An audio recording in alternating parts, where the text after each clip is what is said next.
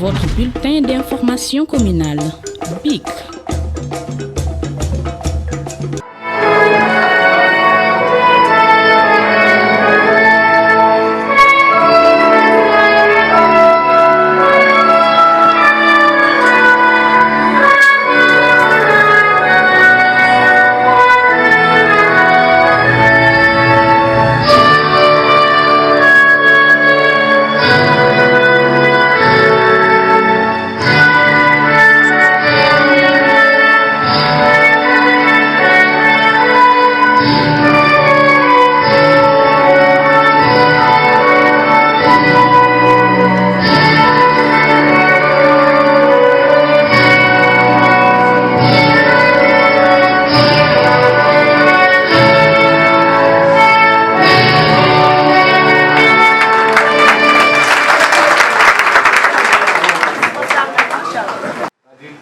Formaliser le fait que toog na en tant que maire dinaa def discours boo xam ni tubaab lay ne parce que loolu la tradition républicaine bi bëgg parce que langue officielle suñu réew tubaab la su ma si jógee automatiquement installé ko rek moom mu jël li nga xamante ni moom mooy langue mais dinañ nekk à côté pour accompagner encadrer processus su élection membre bureau yi donc encore une fois de plus ñu ñaan nit ñi ñu déglu ñu mën a def installation bi ak élection bi ñu ñaan yàlla mu terminer ci jàmm.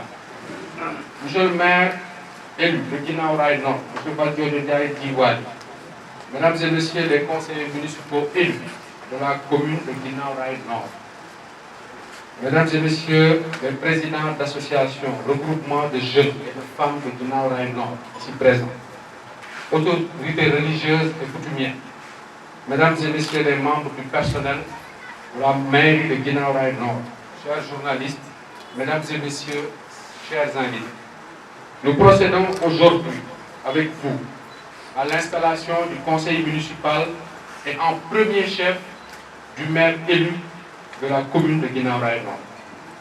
Je vous nommer monsieur Valdiodio Ndiaye, communément appelé Wali Ndiaye. Monsieur le maire, en tout premier lieu, au nom de l'État que j'ai l'honneur de représenter, j'adresse mes vives, chaleureuses et sincères félicitations aux populations.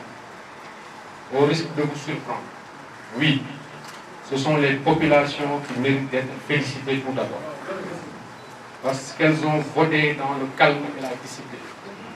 Parce que ce sont elles qui vont vivre ce droit et ce devoir, le droit de vote et le devoir civique. Double mamelle qui permet la respiration démocratique de nos pays et maintient le caractère républicain de notre pays. Monsieur le maire, c'est un sacerdoce administratif de prononcer ces mots officiels d'installation devant vous.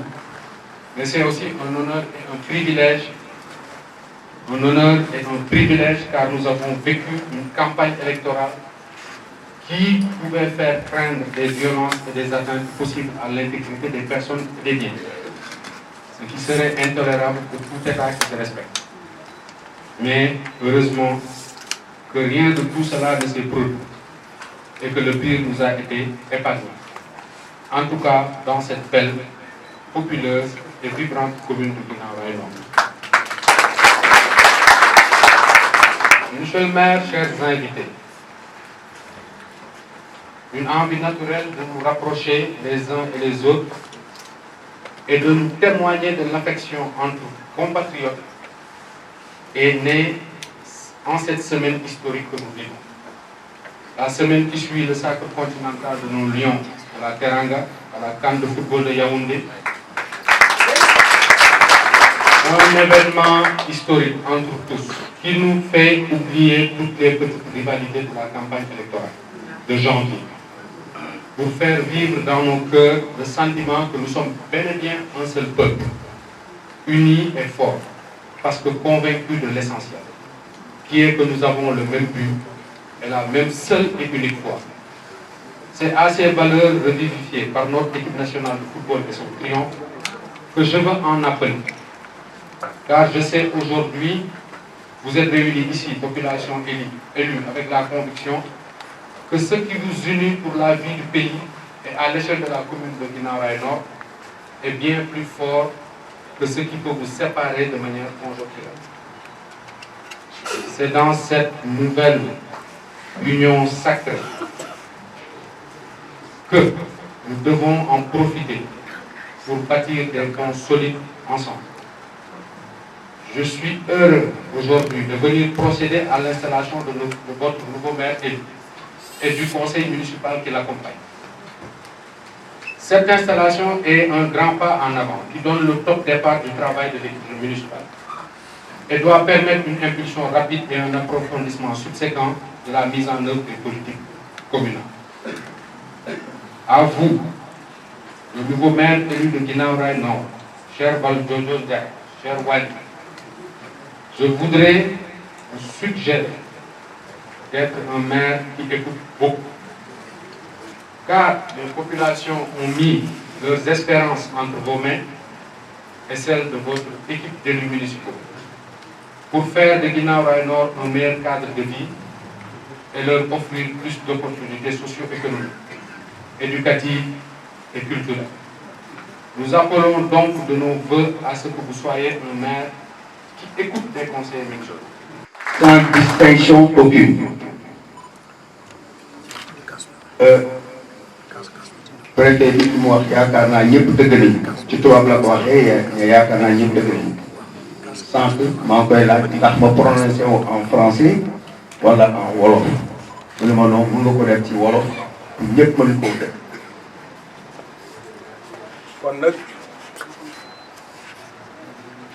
war nañu tàmbali dara bu ñu sante ñëpp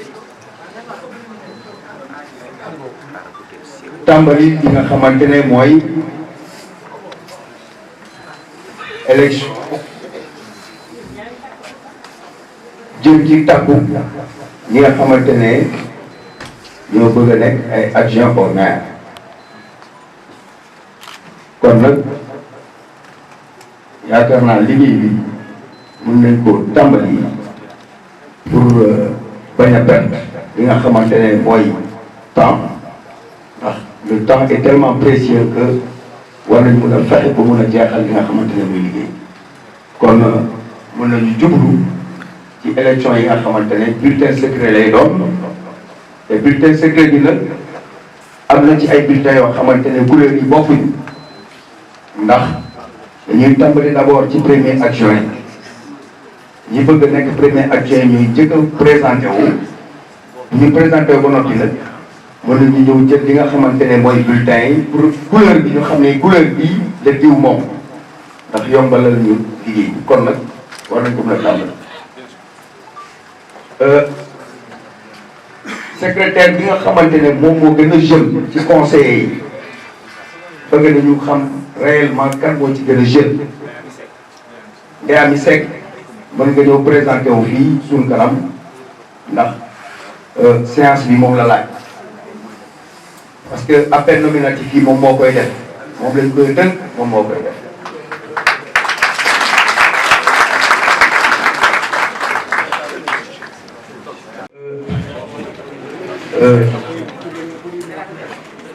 La première élection du premier adjoint au maire.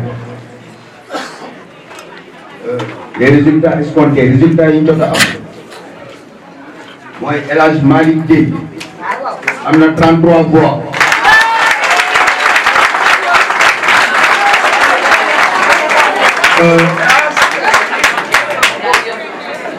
Le nombre de conseillers lim bi 56 la te bu am 28 plus une voix war nga mën a jàll kon nag bu dem ba am 33 voix mu ngeen mel ni am nga 28 plus 5 voix muy 33 kon El Hadj Malick Gueye jàll na.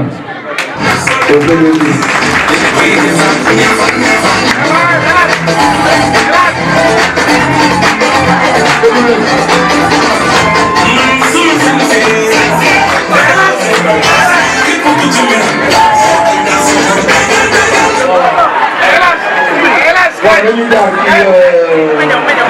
ci deuxième adjoint.